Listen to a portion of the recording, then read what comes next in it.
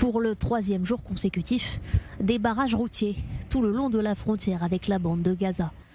Les mesures de sécurité adoptées ce mardi restent en vigueur.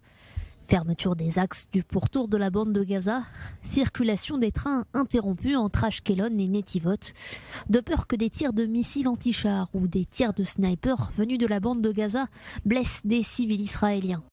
Tout près de la clôture de sécurité, des drones de Tsahal scrutent l'horizon, prêts à réagir en cas d'attaque, destinée à venger l'arrestation de Bassam al-Saadi, chef du djihad islamique en Samarie.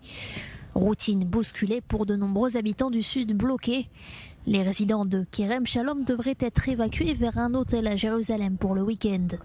Ce jeudi matin, c'est le chef d'état-major Aviv Kochavi qui a fait le déplacement dans la région pour des consultations avec le commandant du bataillon de Gaza pour envisager d'éventuelles ripostes en cas d'escalade. Au même moment, des consultations sécuritaires entre le Premier ministre Yair Lapid et le ministre de la Défense. Sanctions économiques, limitation de la zone de pêche au large de Gaza, les options aujourd'hui étudiées pour faire pression sur les organisations terroristes dans la bande côtière.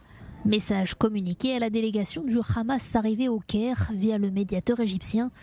En cas d'escalade des tensions, le djihad islamique comme le Hamas seront tenus pour responsables. Ils ont tout intérêt à garantir le calme. Ces dernières heures, les menaces contre Israël se sont multipliées. Ismail Haniyeh, leader du Hamas, Khaled al-Batch, un haut responsable du djihad islamique à Gaza, et dans cette vidéo en hébreu, des combattants affiliés au djihad islamique en Cisjordanie, qui promettent une réponse à la hauteur après l'arrestation de leur chef à Jenin. Selon eux, le silence ne durera pas.